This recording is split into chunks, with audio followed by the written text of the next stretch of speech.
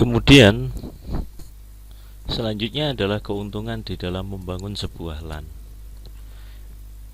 Eh, ada beberapa keuntungan atau manfaat ketika kita membangun yang namanya ketika kita membuat jaringan LAN.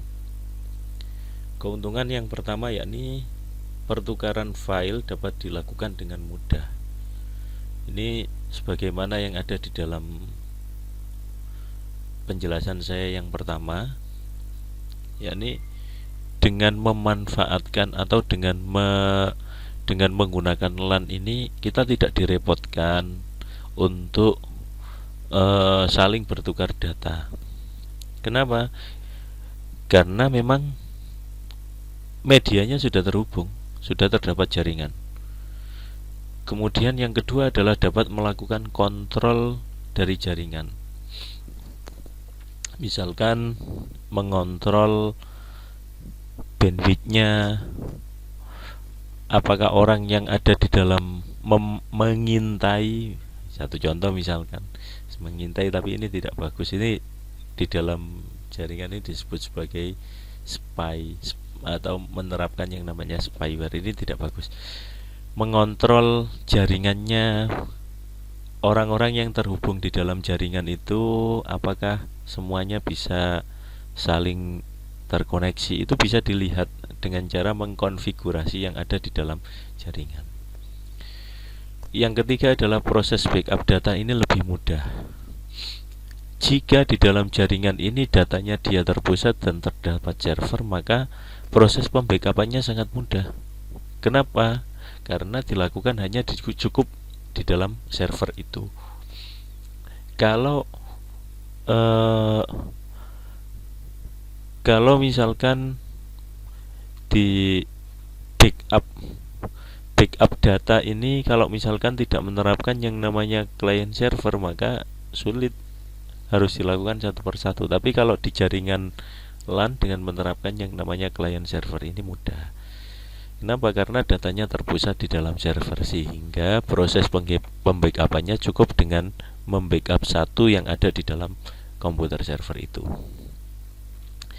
Pekerjaan lebih efektif karena dengan menerapkan yang namanya jaringan, dengan penerapan jaringan, dengan jaringan ini proses pengerjaan atau transferring data, berbagi data ini lebih cepat. Ingin berbagi printer juga tinggal di-share saja printernya. Ingin berbagi foto maka tinggal di-share saja fotonya. Ingin berbagi video maka di-share saja videonya. Jadi tidak meribetkan kepada teman-teman kepada yang lain, komputer-komputer yang lain.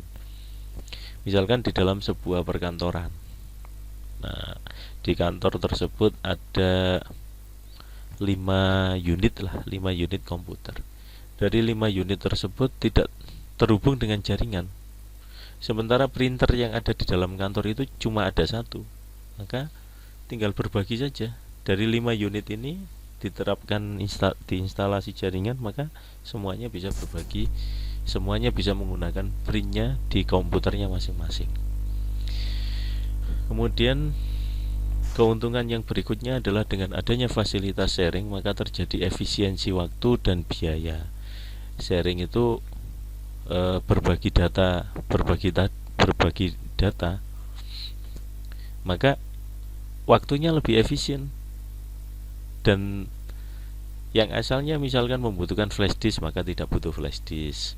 Jika ingin misalkan kita punya file surat gitu ya, dokumen, kemudian kita ingin membagi ke teman-teman kita memerlukan dokumen tersebut, maka teman kita tinggal mengambilnya saja dari komputernya. Nah, itu beberapa keuntungan yang ada di dalam jaringan LAN. Tentunya masih banyak sekali keuntungan-keuntungan yang lain. Kemudian selanjutnya adalah tingkat kerugian di dalam jaringan LAN. Yang pertama, jika ada satu komputer terkena virus, maka berpotensi untuk menginfeksi komputer lain dalam jaringan. Jadi tidak enaknya seperti ini. Mengapa kok komputer itu bisa menginfeksi ke yang lain? Karena dia saling terhubung. Jadi nggak enaknya di sini. Satu komputer terkena virus, maka servernya terkena virus, maka kliennya sangat dimungkinkan dia terkena virus. Yang kedua adalah berpotensi munculnya pencurian data oleh pihak-pihak yang tidak bertanggung jawab.